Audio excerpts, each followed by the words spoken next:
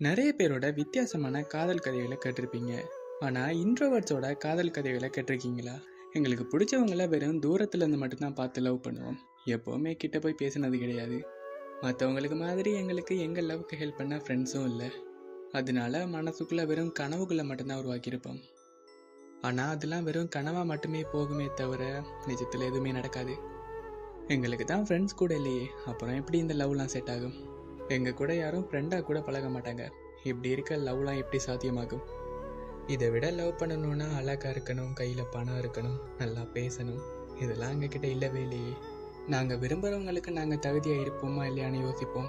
கடைசியில் அதுக்கு நாங்கள் தகுதியாக இருக்க மாட்டோம்னு எங்களை நாங்களே மட்டம் தடிப்போம். இதுதான் முக்கால்வாசி இன்ட்ரோவர்ட்ஸோட காதல் கதையாக இருக்கும். இப்படி தான் நிறைய பேர் தங்களோட காதலை சொல்லியிருக்க கூட மாட்டாங்க. இப்போ சொல்லுங்கள், உங்களுக்கும் எப்படியா நடந்திருக்கு?